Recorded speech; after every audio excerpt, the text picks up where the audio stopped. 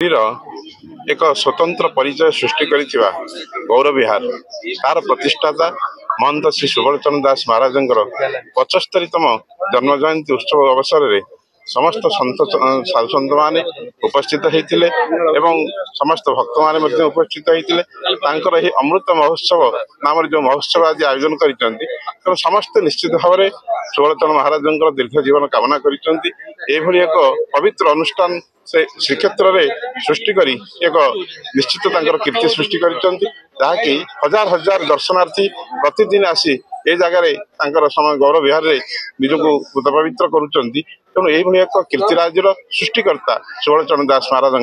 दीर्घ जीवन आम कामना करुचु महाप्रभु समस्त मंगल कर माता मठ आज बहुत बड़ कार्यक्रम गोटे होम एठार जो मठाधीश अच्छा जन्मदिन अच्छी पुरी जिते मठाधीश महंत मैंने भक्त मैंने भी आज गोटे बंधु मिलन कार्यक्रम गोटे मठ में चैतन्य को आधारित ये मठ इठी बहुत सुंदर भाव यार विकास करा पवित्र गौरव विहार परिसर रे श्रीक्षेत्र धाम रे गौरव विहार प्रतिष्ठाता महंत सुबलचरण दास 75तम आविर्भाव दिवस प्राकट्य दिवस बा जन्मदिन आम कह से अवसर गोटे अमृत महोत्सव आयोजन कराई शह शह साधु सन्त मैंने उपस्थित अच्छा एवं सनातन हिंदू धर्म को रक्षा करने जो साधु सन्त मान अवदान अतुलनीय से मैंने आज ये मंच उपस्थित थी सुबल महाराज में आशीर्वाद कले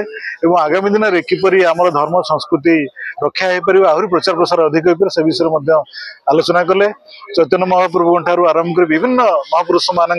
जीवनी लोक मान पाखे के पहुँचो से संबंध में विस्तृत भाव में समस्त आलोचना कले आम आशा कर सन्त समावेश ये कार्य सनातन हिंदू धर्म को आहरी समृद्ध कर पवित्र अमृत महोत्सव ए अधमर 75 वर्ष पूर्ण सन क्षेत्र पूर्ण होती तेणु मोर प्रिय ट्रस्ट सदस्य मैंने एवं भक्त मैंने समस्ते यही 75तम